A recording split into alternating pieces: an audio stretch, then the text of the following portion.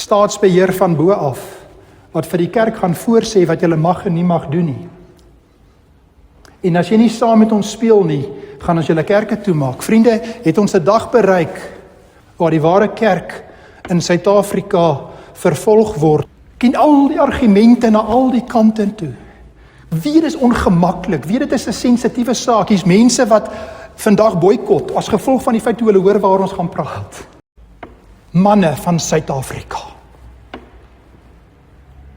wat in die bres staan vir hulle kinders en vrouens. Of het ons soos die wêreld geword, slap geword? Wat die vroue oorneem.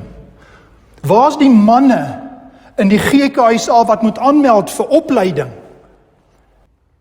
Het ons vroue besef of vergeet dat die volledige volgende generasie het die Here in sy genade beskik dat daardie generasie kom deur julle in hierdie wêreld in en vir die eerste paar jaar is daar 'n band, 'n koester, 'n nabyheid wat net 'n mamma met haar kindjie kan hê. En vir die eerste keer na 20 eeue kom die kerk en sê, God het nie gesê nie.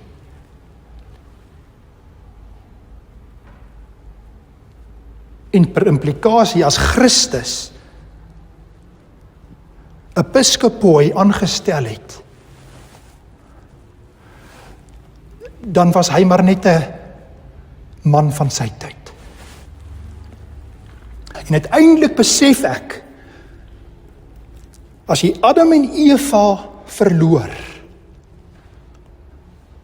dan verloor ons die gesag van Christus.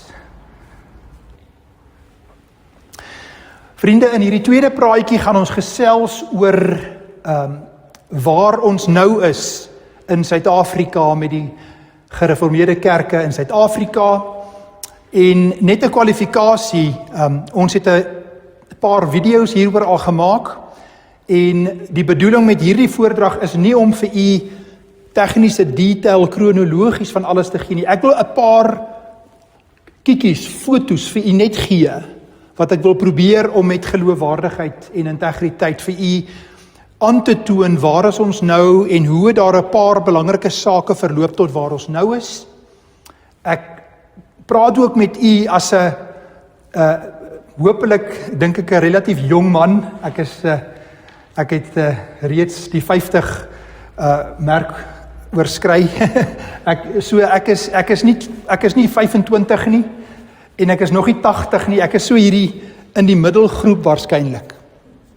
En ek praat met van my dopper vriende, kollegas nou onlangs in Pretoria sê ons generasie, hierdie groep wat hier in hulle 40er, laat 30er jare tot in hulle vroeë 50s is, daai groep sê van die leraars vir my is weg uit die kerk. 'n Groot groep van hulle is weg.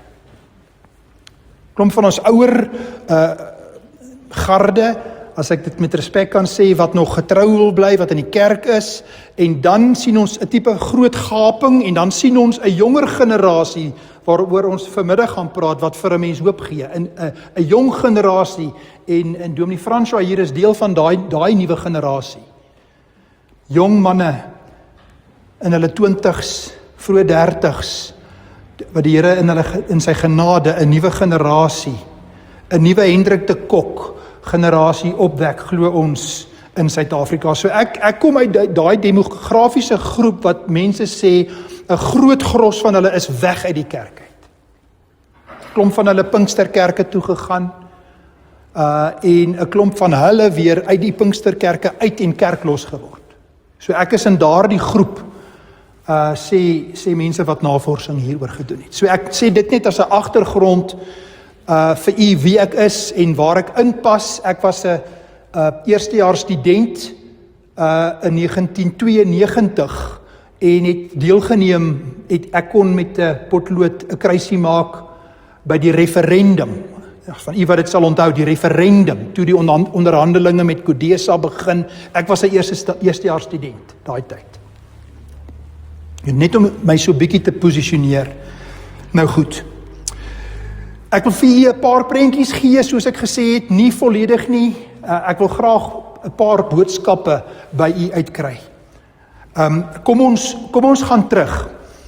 En ons kyk na net vinnig gou die 3 susterskerke. As ons teruggaan na die eerste kweekskool, dit was Stellenbosch. Stellenbosch het ontstaan as gevolg van die liberale teologie in Nederland, by Utrecht, by Leiden en in die Kaap met die hofsaake en Andrew Murray wat betrokke daarbey was, wat die kerk verteenwoordig het teen van die liberale dominees, Stellenbosch. Nou baie belangrik is, dominee Posma kom van die afskeiding. Die afskeiding was die dominees wat vervolg was, en hulle het in pastoree opleiding gedoen. En toe dominee Posma kom, toe begin hulle teologiese opleiding in Burgersdorp. Opleiding daar begin, onafhanklik van die staat, nie staatsinmenging nie.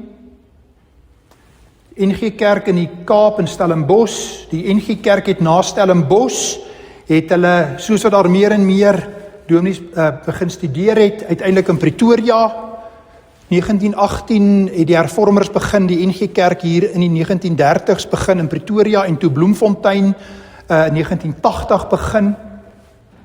En die gereformeerdes het geskuif na Potchefstroom toe. En hier plus minus 1905 na die Anglo-Boereoorlog geskuif Potchefstroom toe. Ja, dis interessant, Potchefstroom, nie Rustenburg waar die eerste gemeente geplant is nie. Nou goed. Opleiding begin en klein begin, gemeentes het bygedra uit gemeentes om die kweekskool te vestig en boeke, gemeentes is jaarliks gevra, broeders asseblief, julle moet bydra vir ons leraars, dat hulle opgelei kan word. En uiteindelik het hulle verskeie professore aangestel, altyd onder die toesig van 'n plaaslike kerkraad, 'n kuratorium vir opleiding. En nou wil ek 'n paar belangrike sake met u deel wat ek dink meeste mense, nie net ek en u nie, maar ook van ons swart broers en susters in Suid-Afrika ook nie weet nie, wat ek dink wat die gereformeerde kerke baie uniek maak. Het u geweet, in 1965 het die GKSA 'n algemene synode gehou, waar die swart broeders en bruin broeders saam met die blanke broeders synode gehou het. Ek dink dit is van besondere belang dat ons dit vir mekaar moet sê. Die mees konservatiewe gereformeerde kerk in Suid-Afrika, blanke kerk, het in 1965 'n algemene synode gehou waar die swart broers van die swart gemeentes, gereformeerde gemeentes saam was. Ja, daar was nog probleme, dit was kompleks natuurlik, maar die ander susterskerke het nie kerkeenheid gehad nie. En toe het die NG Kerk in 1974 natuurlik toe apartheid Bybels gaan verwoord en dit in 'n amptelike besluit by 'n synode gedoen. Het jy geweet die gereformeerde kerke het dit nie gedoen nie? Ons gaan nie politiek praat vandag nie. Ek wil nie met die politiek praat nie, maar ek wil kerkhistories vir julle 'n paar prentjies gee. Natuurlik, ons kan lank praat oor die GKSA en die professore en oor ons Afrikaner volk en die probleme en dat ons het foute gemaak, ons weet dit, maar ek wil hê dat u daai punt net moet registreer in die kop. Dis 'n belangrike kwalifikasie wat ek dink ons moet 'n regstelling in ons kerkhistoriese verstaan. Die mees konservatiewe gereformeerde kerk het in 1965 dit reg gekry om saam synode te hou. Goed, dis een belangrike kwalifikasie wat ek gou vir u wou gee. Die ander kwalifikasie wat ek ook wil gee is die GKSA het in 2009 kerkeenheid kon voltooi met die bruin en die swart kerk saam. Die ander susterskerke het dit tot vandag toe nog nie gedoen nie. Ek noem dit vir u as 'n belangrike prentjie in ons kop om in gedagte te hou. Nou, in 1997 het 'n nuwe wet van hoër onderwys amptelik geword deur die president geteken. En in daardie nuwe wetgewing was daar nuwe kriteria vir al die staatsuniversiteite. Nou, Potchefstroom was uniek in die sin dat die helfte van die professore se traktamente was betaal deur die kerk en die staat. Daar was 'n ooreenkoms wat hulle met mekaar gehad het. Dit was nie dieselfde by Tikkies, by Stellenbosch, Bloemfontein nie. By Tikkies het die staat al die salarisse betaal, Bloemfontein en ook in Stellenbosch. So, die nuwe kriteria wat ingekom het woorde behels soos inklusiwiteit, sosiale geregtigheid, in Engels human dignity, equality. En waar daar vir 'n nuwe generasie mense gedink het, maar wonderlik, regstellings, het 'n groot meerderheid mense nie besef nie, dat daar 'n ideologie ingebou was binne in daai wetgewing. Kom ons vat 'n voorbeeld. Human dignity.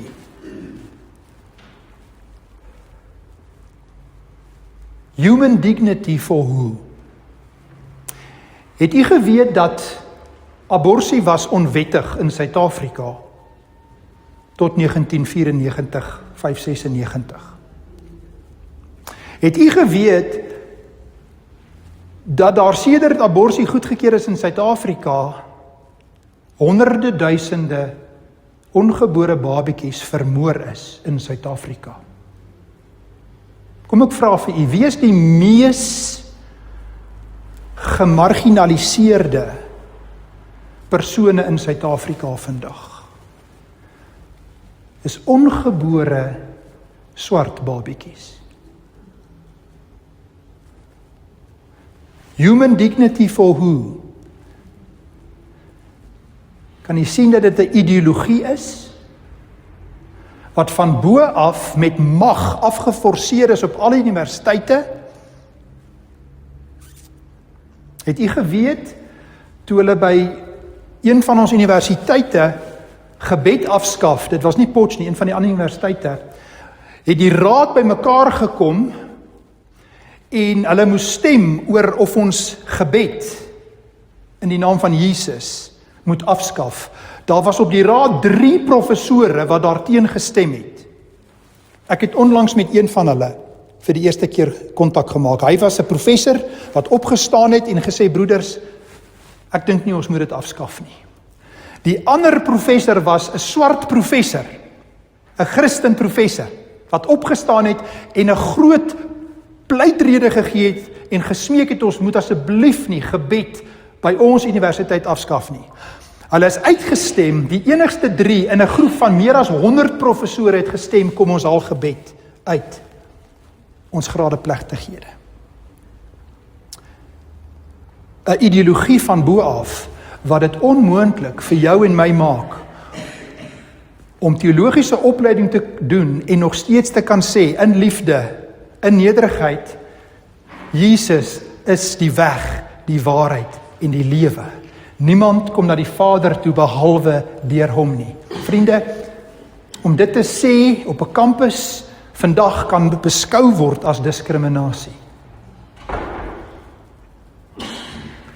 En meer as 80% van ons swart broers en susters in Suid-Afrika sê dat hulle is Christene en weet nie van hierdie dinge wat ons met mekaar deel nie. Nou wil ek julle terugvat na 2004, en dis nou waar die gereformeerde kerke ook dan belangrik word.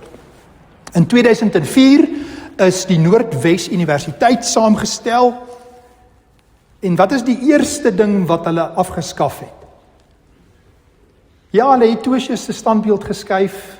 Dis hartseer, maar ek dink Tosius, as hy vandag hier vir ons sou gewees het, sou hy gesê, dis nie so belangrik vir my nie. Wat hulle weggevat het, was die woord Christelik hoër onderwys, die Christelike Universiteit van Suid-Afrika. Die universiteit in Suid-Afrika wat graag Christene wou oplei in Suid-Afrika, dis uitgehaal. 2004. En nou wil ek hê julle moet in gedagte hou daai nuwe kriteria wat in 97 ingeskop het.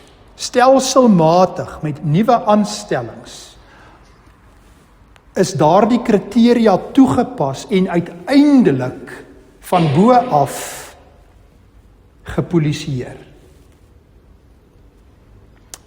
Nou hoop ek dat u alreeds nou die koneksie maak met Nederland ook. Onthou u, die staatsuniversiteite, die dominees wat studeer en opstaan, wat uiteindelik vervolg is.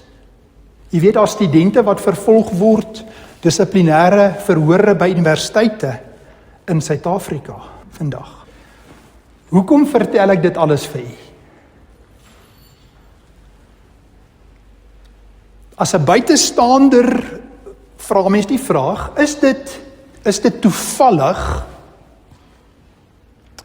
dat die afgelope 10, 15 jaar, dat dit wat aangaan by die ander fakulteite in Suid-Afrika begin oorspoel het na Potchefstroom toe, en van die professore en hulle navorsingsgelde en projekte oor inklusiwiteit, oor sosiale geregtigheid, oor human dignity, inclusivity, dat daardie projekte al hoe meer die boetoon begin voer het. Is dit toevallig dat wêreldwyd basies al die hoofstroom protestantse kerke 'n nuwe lens begin gebruik het om die skrif te lees, om te sê Adam en Eva en die skepingsorde was 'n kulturele, sosiale verskynsel wanneer dit kom by die rolle in die erediens, dat ons kan sê dis net kultureel. Dit geld nie meer vir vandag nie. Is dit toevallig dat basies al daardie kerke wêreldwyd binne 'n klompie jaar na daardie besluite homoseksuele predikante begin orden het? Kan ek vir u wys die liturgiese handleiding vir een van die hoofstroopkerke in Suid-Afrika, waar daar 2 huweliksformuliere is. Die een huweliksformulier praat van man en vrou, en die alternatiewe huweliksformulier het man en vrou uitgehaal en gesê mense. En hierdie formulier word op hierdie oomblik gebruik regoor Suid-Afrika om homoseksuele paartjies in die eg te verbind. Nou kom ons parkeer vir 'n oomblik voor ons verder gaan. Ek het nou 'n klomp prentjies vir u probeer teken. Kom ek wil nou eers 'n pastorale pitstop maak. Ons ry nou ver in 'n kar en ons stop nou gou-gou, net om 'n breek te vat, net om diep asem te haal. Want ek weet, soos ek nou praat, is daar gewoonlik 'n paar dames wat alreeds emosioneel voel, wat alreeds, glo ek, met respek gekondisioneer is die afgelope 20, 30 jaar. En wat dink ons is nou besig met 'n randsaak en ons is besig om maar net aan te gaan op die ou manier waar daar lelik met vrouens gehandel was. Kan ek in opregtheid met jou 'n gesprek hê? Toe ek by Tikkie studeer het, was ek geleer dat hierdie saak is 'n sekondêre saak, dis 'n randsaak, en ons het dit aanvaar. Ons het kommentare gehad van professore wat wêreldberoemd is, en kommentare selfs van Potch. Ek weet Profika van Rensburg het in die Bybel in praktyk, was hy die redakteur van hierdie briewe, en Timoteus, waar dit al van 1993 is, dat daar in die voetnotas gesê word, dit was 'n sosio-kulturele verskynsel, en ons kan dit nie vandag toepas nie. Ek het dit geglo, vir baie jare.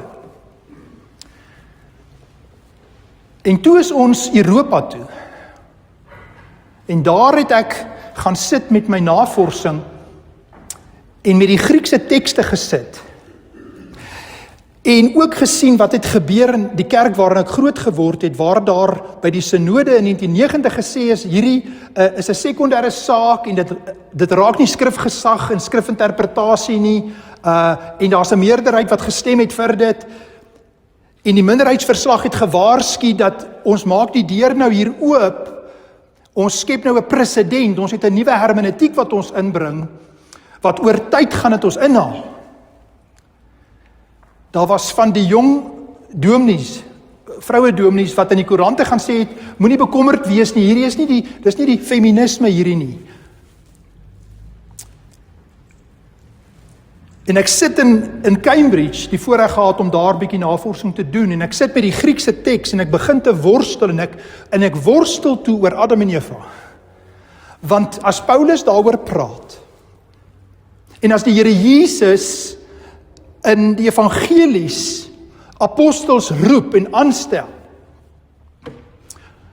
dan het die Here Jesus wat uitgereik het na vroue en die gemarginaliseerdes, het dieselfde Here Jesus 12 manne aangestel as apostels. Dan het dieselfde Here Jesus, wanneer die vroue by die graf is, hy vir hulle sê, gaan sê vir die manne, en dieselfde Here Jesus vir die 11 manne gesê, gaan dan en maak disippels van al die nasies en doop hulle in die naam van die Vader en die Seun en die Heilige Gees. Hy gee die opdrag aan die manne vir die sakramente.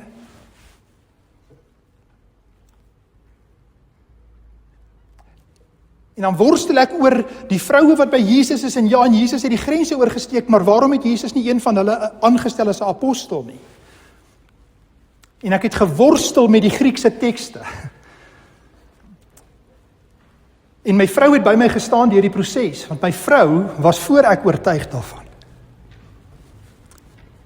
dat die Here het verskillende rolle vir ons gegee, in die beeld van God, gelykwaardig, presies dieselfde. In Christus is daar nie man en vrou as dit kom by ons redding nie, maar die Here het in sy wysheid vir ons verskillende rolle gegee. En toe in Handelinge 1, gaan lees weer, Handelinge 1, waar die vroue en die manne saam gebid het. So, dames, ek wil dit vir jou sê, die Here sê ons kan saam bid, en daar's geleenthede vir dit. En dan staan daar dat Maria, die moeder van Jesus, het saam met hulle gebid. En net 'n paar verse later, dan kom Petrus, onder leiding van die Heilige Gees, en hulle moet 'n ander apostel aanstel. Dan kies hulle 'n man. En dan word die woord gebruik, episkopos, wat in daai konteks nie slaaf was nie. Dit was geestelike leier in die kerk. 'n priesterlike rol, wat die Here Jesus ingestel het. En dieselfde woord word in 1 Timoteus 3 gebruik, en dan waar Paulus praat oor die begronding vir die rolle in die erediens. Dit het niks te doen met ons waardigheid voor die Here nie. Dit gaan oor hoe God in sy wysheid die rolle in sy soewereiniteit vir die kerk van alle eeue gegee het. En vir die eerste keer na 20 eeue kom die kerk en sê, God het nie gesê nie.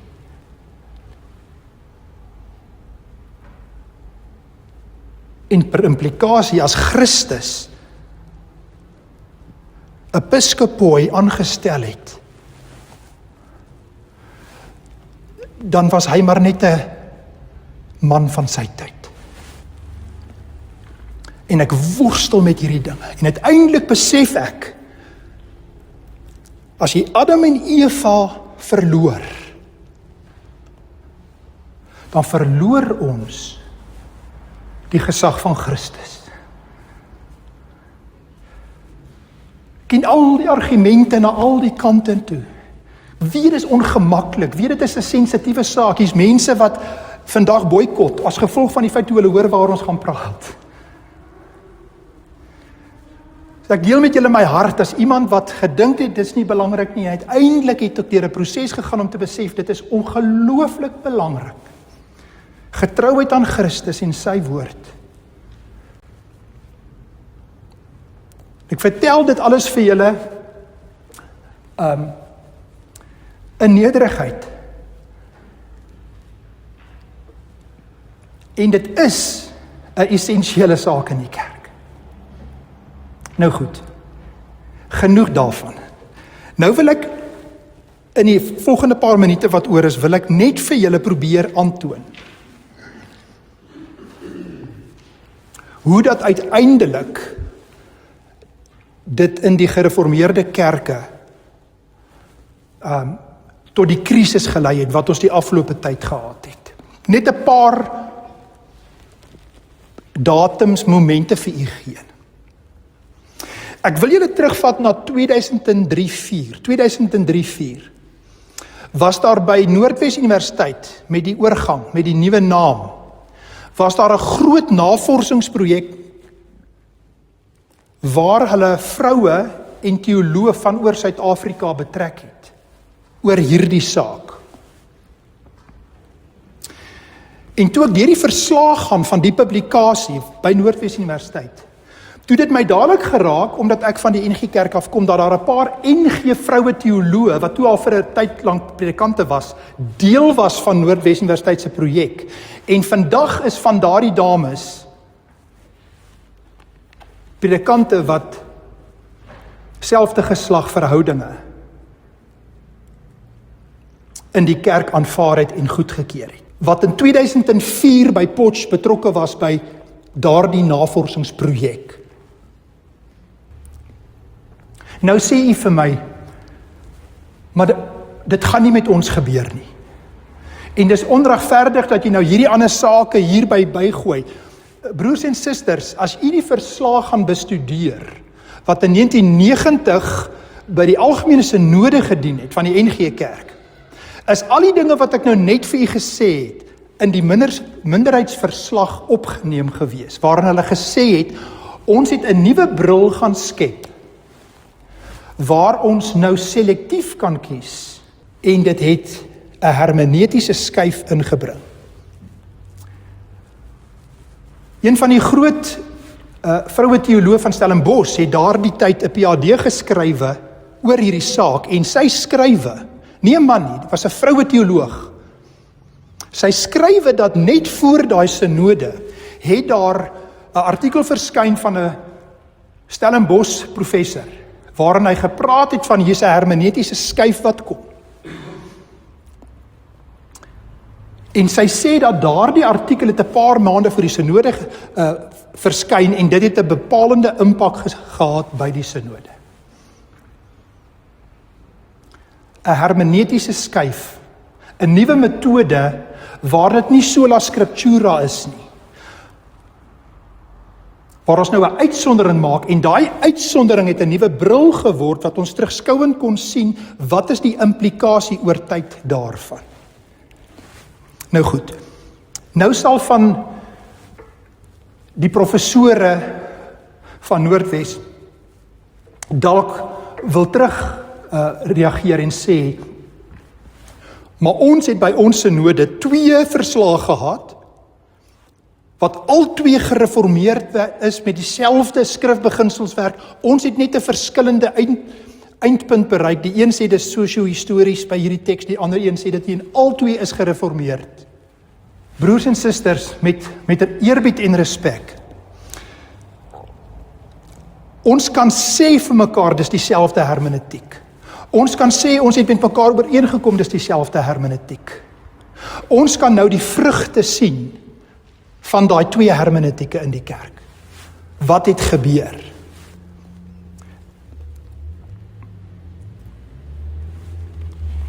'n volgende punt wat belangrik is, by daardie synode in 2009, waar daar nou die verskillende groepe was wat saamgewerk het. Wat belangrik is om te onthou, dat daardie verslae is voorgelê aan die synode, en laat ons dadelik sê, die kerkbegrip van die GKSA is baie anderster as van die ander sisterskerke. Juis as gevolg van wat gebeur het in Nederland, met Hendrik de Kok, hulle in die vervolg, was dit baie belangrik dat hulle wou doodseker maak, dat hulle gaan Dordtse se kerkorde volg, waar elke plaaslike gemeente is volwaardig kerk. Daar's nie 'n synodokrasie of 'n paus van bo af wat vir die plaaslike gemeente kan voorskryf nie. Plaaslike gemeentes vaardige ouderling en 'n predikant af, en ons kom saam as broers by mekaar, en as daar 'n belydenissaak is, of wat skrifgesag raak, of opleiding, dan kom ons met mekaar ooreen. Ons as broeders is 'n familie, broers en susters, ons is saam familie, ons kom by mekaar, en as dit oor skrifgesag gaan, en as dit oor ons belydenis gaan, dan is dit belangrik dat ons saam moet bid, dat ons saam by mekaar is. En wat gebeur het is, so het almal by mekaar gekom, en toe het hulle gebid, na die verslag geluister, en op grond van die woord van God, is daar toe biddend 'n besluit geneem, om te sê, dit is wat ons glo, wat die skrif leer, oor die rolle, oor die ouderling, oor die predikant. En na die tyd is daar toe nou ongelukkigheid oor die ander groep wat sê, nee maar, julle het gesê, albei is aanvaarbaar, maar die synode het die ander ene gekies. En wat ons toe begin vind het van 2009 af, na die synode, oor tyd, moet ons nou in gedagte hou, dat binne daai tyd, tot 2015, het die algemene synode van die NG Kerk homoseksuele verhoudings goedgekeur.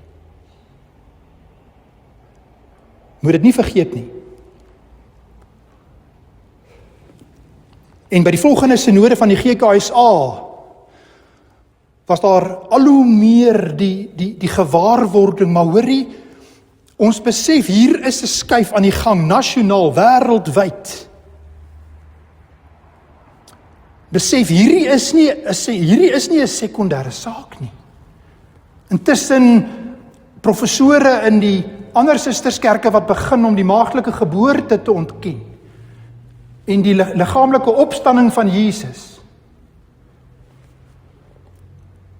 Kan julle sien, wanneer jy 'n nuwe bril ontwerp het, dat jy begin om skrifgesag in selektief toe te pas, dan het jy 'n presedent geskep.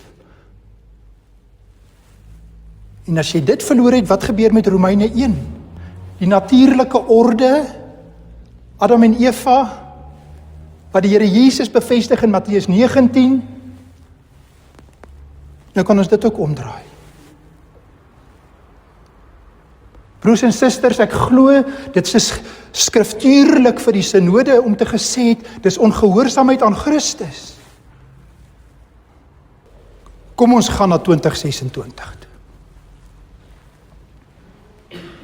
Dis opvallend dat van reg oor die GKSA, mense wat ons kontak, praat van 'n nuwe generasie, jonger dominees, wat wil terugkeer na die skrif. Manne,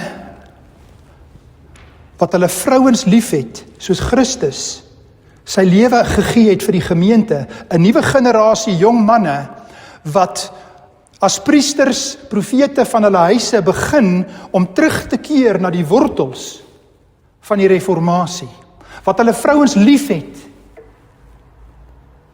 vroue wat hulle mans dien soos die Here dit wil hê, wat die vrugte gesien het van die bewegings in die wêreld, waar 12, 13, 14-jarige kinders gaan vir mastektomies en vir chemiese behandelings, want ek is 'n vrou, ek wil 'n man wees.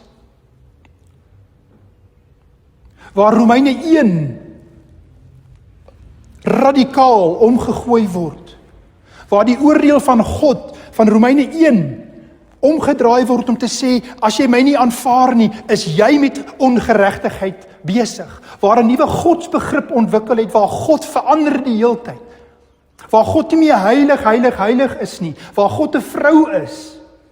En sommige kerke het te laat besef dat ons het uiteindelik 'n nuwe godsdiens in Suid-Afrika gaan skep. En na die synode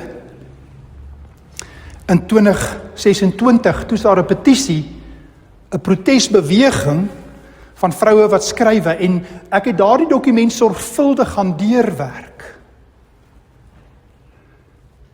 Die eerste paragraaf begin met 'n kwalifikasie wat sê, ons gaan nie oor die Bybeltekste praat nie. Ons gaan vandag praat oor ons intuïsie. Oor ons ervarings.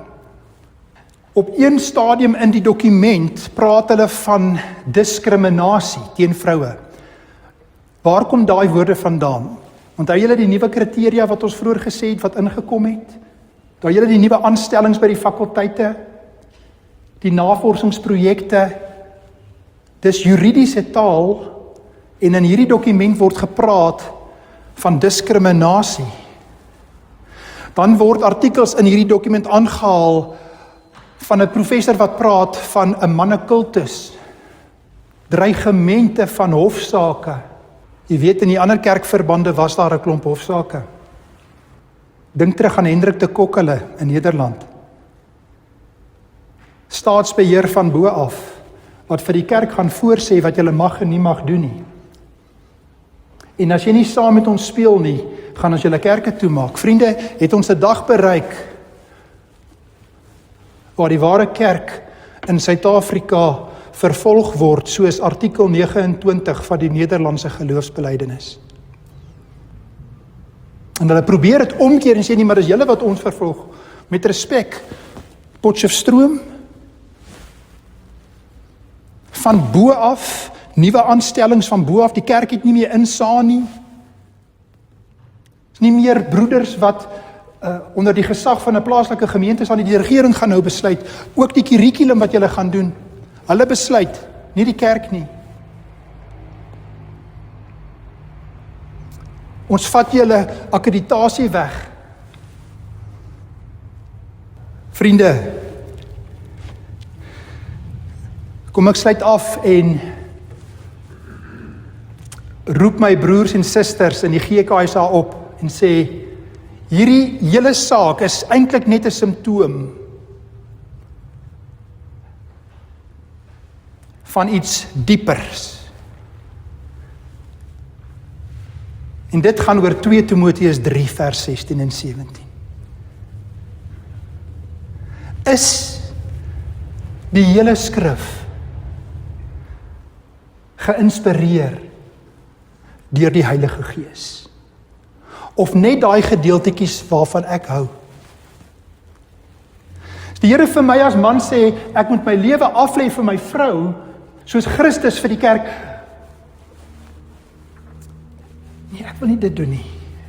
Ek wil my eie kanon skep. Ja, en miskien roep die Here ons manne, wat gesondig het in daardie verband, om te gaan regmaak met die Here. In al die jare oor see, met al die navorsing wat ek moes doen oor hierdie sake, lees 'n mens wat van die feministe daaroor skrywe, en soos wat ek deur dit lees, en ek lees deur die evangelies van die Here Jesus, het ek nog nooit 'n feminis ontmoet, wat nie van Jesus gehou het nie.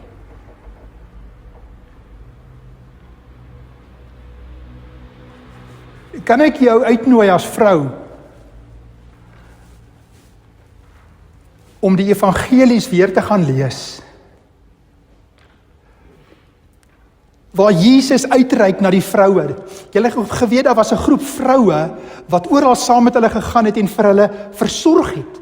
En dan staan dit daar, uit hulle eie middele het hulle gekook en die evangelie moet uitgaan, ons is hier. En Jesus wat uitreik, die vrou by die put, die vrou wat in owerspel gevang is, die dogtertjie van Jairus, Jesus het daai grense oorgesteek.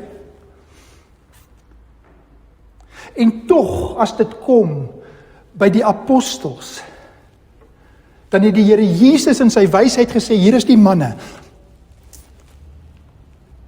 Kan ek jou gou terugvat? Bybelse teologie. Die gereformeerde kerke is so goed daarmee. Hoe God hom openbaar deur die geskiedenis. Kan ek jou gou terugvat? Dink gou net 'n laaste prentjie, dan sal ons dan verklaar. Dink gou daai 12 apostels wat die Here Jesus uitstuur op die berg. Ja, die vroue het vir hulle gaan sê, die manne gaan sê, maar hulle het vir die manne gaan sê, en toe die Here Jesus die manne uitgestuur as die apostels, waarop die fondament van ons geloof berus. Gaan gou terug saam met ons van daar af. Onthou julle die 10de plaag in Egipte? Onthou julle toe die Here vir Moses sê, berei julle voor vir die uittog, sit sandale aan julle voete, wees aangetrek, laat die mammas die huis skoon maak, voorberei, reinig die plek. En wat sê die Here vir Moses om vir die manne te sê? Die lammetjie, die mamma, hulle die lammetjie voorberei. Sonder gebrek. Wie was die priesterlike amptenaar van God wat die bloed aan die deurkosyne moes gesmeer het? Wie was dit? Was dit nie die manne nie? Die pa wat by die deur staan met bloed aan die deur. Ek beskerm my gesin. Die engel van die Here kom, die oordeel van die Here tref ons, maar die bloed van die lam vir hierdie huis. En die pa staan vir sy gesin. Manne, waar is die priesters? Manne van Suid-Afrika. Wat in die bres staan vir hulle kinders en vrouens. Of het ons soos die wêreld geword, slap geword? Wat die vroue oorneem. Waar's die manne in die GKSA wat moet aanmeld vir opleiding?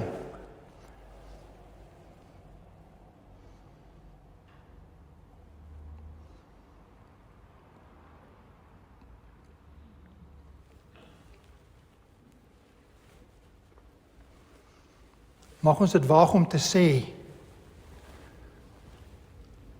dat van ons manne meegehelp het aan die opkoms van 'n onbybelse feminisme wat die kerk ingekom het, omdat ons nie Christus vir ons vrouens en kinders was nie.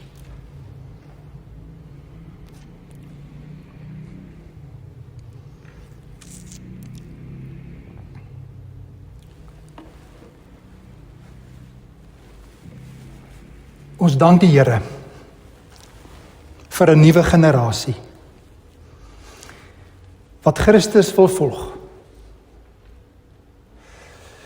En as daar diegene is wat wil in die koerante die kerk vernietig, die Here bou sy kerk.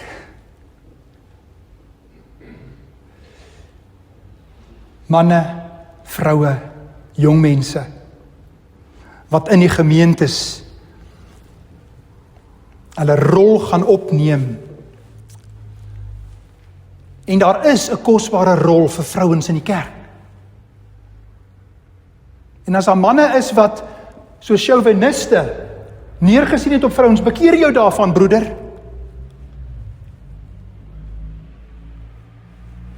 Priscilla, Aquila, wat vir Apollos in 'n klein groepie, nie erediens nie, gaan agterkom het, hy verstaan nog nie die evangelie reg nie, hulle het hom in 'n klein groepie een kant toe gevat en met hom gepraat, 'n vrou het met 'n man gepraat oor die evangelie. Titus, die ouer vroue moet die jonger vroue oplei en toerus. Vroue, waar's julle? Doen julle dit? Julle geweet daar's meer vrouens as mans op aarde. Julle het 'n groter bedieningsstel as die manne.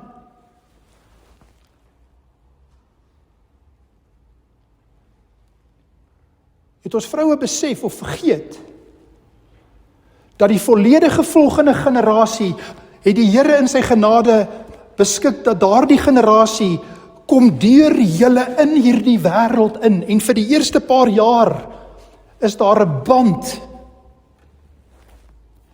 'n koester, 'n nabyheid, wat net 'n mamma met haar kindjie kan hê. Maar ons het dit gaan uitkontrakteer met tablette, so vinnig as moontlik die kinders uitkry, dat ek kan aangaan om 'n feminist te wees, om te voel ek is in beheer.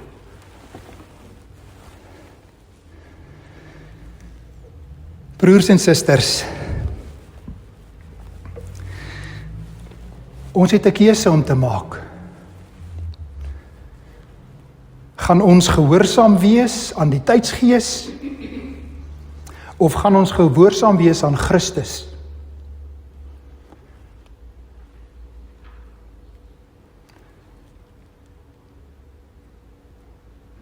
Kom ons bid saam.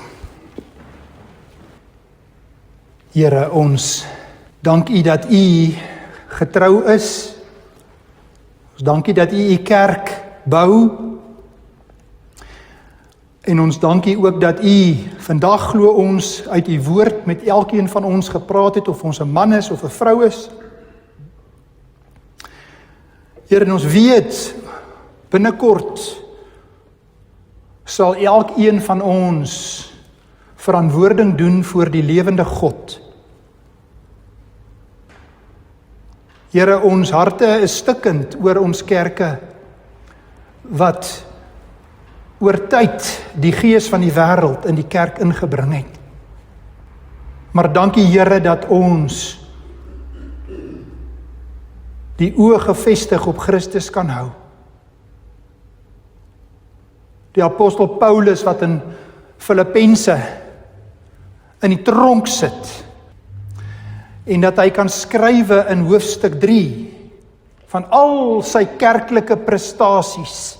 En ons as gereformeerdes het al geroem in ons tradisies, ons doppertradisies. En dan sê Paulus dat al hierdie dinge, Hebreër van die Hebreërs, besnydenis op die 8ste dag, dit alles het hy ter wille van Jesus Christus agter hom geplaas. Here, ons het tot 2026 het ons ook afgodsdiens in ons kerke toegelaat. Maar dankie dat U nou vir ons in U genade kom begenadig het, dat ons kon sien wat gebeur, en dat ons dit agter ons kan plaas, dat ons alles ter wille van Christus sal prysgee en vorentoe gaan om die wenstreep te behaal. Dankie Here vir daai wonderlike dag waar al die trane afgevee sal word. Al die hartseer, al die pyn. Dankie Here vir daai wonderlike dag wanneer ons U sal sien soos U werklik is en tot in alle ewigheid U lof sal besing. Ons bid dit in die wonderlike naam van ons Here Jesus Christus. Amen.